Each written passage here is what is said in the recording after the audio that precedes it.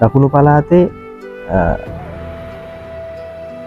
පළාතේ ඇවිදිනකොට බලපිටිය පැත්තට එනකොට අපිට මේ විශේෂ පන්සලක් හම්බ වෙනවා. මේ පන්සල මේ දැන් මම පිටිපස්සෙන් පෙන්නන්නම්. මේක පන්සලක් කියලා කෙනෙක්ට දැක්කම හිතන්න බෑ. මොකද මේ කතෝලික දේවස්ථානයක් විදිහට තමයි මේක මේ හදලා තියෙන්නේ. දැන් ඔයාලා දන්නවා දැන් අපි සාමාන්‍යයෙන් කැතලික් කට්ටිය මේ වන්දනා කරන්න යන ඒ දේවස්ථාන තියෙන්නේ මෙන්න මේ විදිහට. එතකොට මේ මෙතන දැන් ඔයාලට පේනවා මේ චෛත්‍යයකුත් තියෙනවා පිටිපස්සෙන් මේ දේවස්ථානයක් විදිහට තියෙනවා. නමුත් මේක දේවස්ථානයක් නෙවෙයි. මේක දැන් මේ නායක පන්සලේ ස්වාමීන් වහන්සේත් එක්කම කතා කරා. එතකොට මට විස්තර ගොඩාක් දැනගන්න හම්බුණා. මේක 1800 ගණන් වල නිර්මාණය කරපු පන්සලක්. කියන්නේ 1800 ගණන් වලට කලින් මේ පන්සල මෙතන තිබිලා තියෙනවා. නමුත් මේ ගොඩනැගිලි නිර්මාණය වෙන්නේ 1800 ගණන් වල. මේකට හේතුවක් තියෙනවා. දැන් ඉංග්‍රීසි කාලේ තමයි 1815 පස්සේ එන්නේ. එතකොට ඊට කලින් තිබ්බ පෘතුගීසි ලන්දේසි කාලේ. ඒතර මේ කාලවල තුල මේ පන්සල් ලංකාවේ හොයා විනාශ කරා. සුද්ධ විනාශ කරා පන්සල්. එතකොට ඉංග්‍රීසි කාලේ වෙනකොට කියන්නේ අවසානම යුගයේ වෙනකොට ඉංග්‍රීසි ලංකාවේ ඉන්න කාලේ වෙනකොට මේ පන්සල් විනාශයෙන් වළක්ව ගන්න ඒ කාලේ ලංකාවේ හිටපු බුද්ධිමත් ස්වාමීන් වහන්සේලා කරපු දෙයක් තමයි එළියෙන් සුද්ධෝන්ගේ බට පිරිස මේ පන්සල් විනාශ කරන්න යද්දී ඒක විනාශ වෙන එක වළක්ව ගන්න කරපු දෙයක් තමයි මේ විදිහට පිටින් දැක්කම මේ කතෝලික පල්ලි විදිහට මේ දේවස්ථාන ක්‍රමයකට මෙන්න මේවා නිර්මාණය කරනවා. එතකොට සුද්ධෝන්ගෙන් මේක විනාශයෙන් වළක්ව ගන්න තමයි මෙහෙම කරන්නේ. ඒකේ ආభాසයත් එක්ක නිර්මාණය කරපු පන්සලක් තමයි මේ නායක පන්සල. ඊට පස්සේ ගාල්ල කතරුව පූර්වාරාමයේ ශෛලබිම්බාරාමයේ මේ පන්සල් ගොඩකක මේ ආభాසිත. නමුත් මේ විදිහට අනිකරම කතෝලික දේවස්ථානයක් විදිහට පල්ලියක විදිහට දැක ගන්න පුළුවන් ප්‍රධානම තැනක් තමයි මේ තියෙන්නේ බලපිරි නායක පන්සල. ඉතින් මේ පන්සලෙන් මම තව ඇතුළට ගිහිල්ලා ගොඩක් ඔයාලට මේක අතරතුර වීඩියෝස් පෙන්නන්නම්. බැලුව බැලමට මේක පන්සලක් කියලා තේරෙන්නේ නැහැ. නමුත් පසු කාලින වෙද්දී දැනගන්න හම්බෙච්ච කරුණුත් එක්ක තමයි මේක තීරණය වෙන්නේ. ඒක පන්සලක් මේ කලින් ඉඳන්ම තිබ්බ පන්සලක්.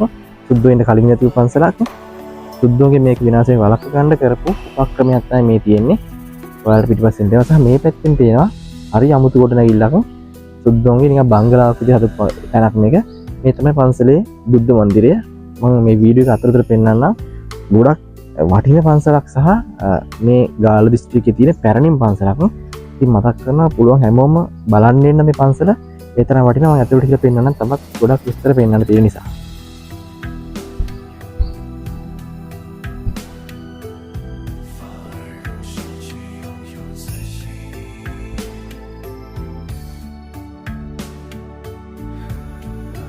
මේ තියෙන්නේ බුද්ධ මන්දිරය ඇතුළත සිටුවම්. ඒවා මහනුවර විදිහට ඈත්ව තමයි ආම්තු කිව්වේ.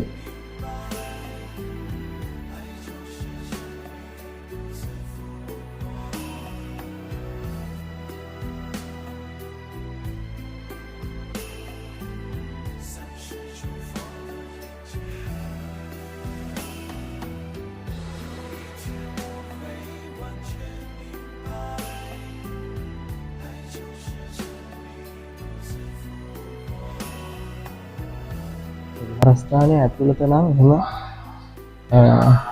එහෙම සමහර අපි ගිය මුහුදුබඩ ප්‍රදේශවල ඒ වගේ තියෙන පන්සල් වල ගොඩක්ම අර ඉංග්‍රීසි ආభాසය ලැබුණ විදිහට ඇතුළත චිත්‍ර පවා වෙනස් වෙලා තිබ්බා.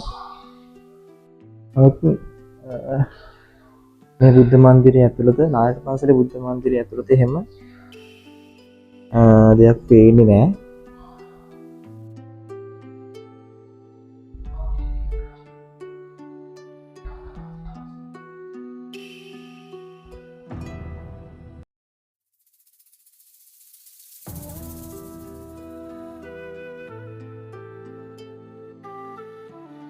මේ බුද්ධ මන්දිරයේ විශේෂත්වය තියෙන අපි වෙන දකින්න පන්සල් වල බුද්ධ මන්දිර වල මේකේ ඇතුළත සීලුම පිළිම විමානව මේ විදිහට පිළිම විදිහට නෙලලා තියෙනවා. කියන්නේ චිත්‍ර වලට වඩා මේකේ තියෙන මේ පිළිම මේ විදිහට මුළු පිළියම් කරලා කොම් පිළිම තමයි තියෙන්නේ මේ පන්සලේ ඇතුළත මේ බුදුගේ.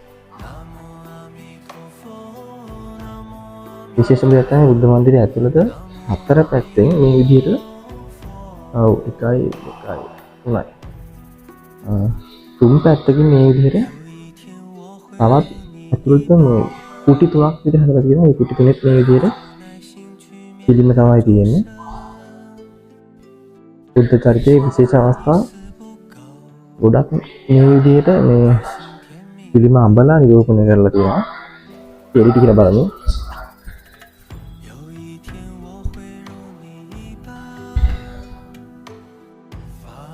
මේ බුද්ධ මන්දිරයේ උඩට තමයි මම මේ යන්නේ.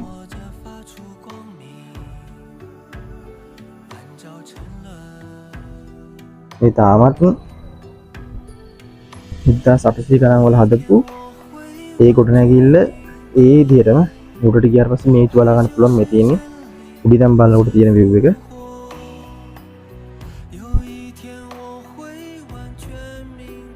ඉතින් වටේ මේ විදිහට ඇවිදින්න පුළුවන්. උඩට යන්න දෙනවා කියලා තමයි කිව්වේ. හැබැයි ඇවිදින්න පොඩ්ඩක් බයයි. මෙන්න මේ විදිහට උඩට ගියාට පස්සේ හරි අමුතුයි බලා ගන්න පුළුවන් ඔයාලට.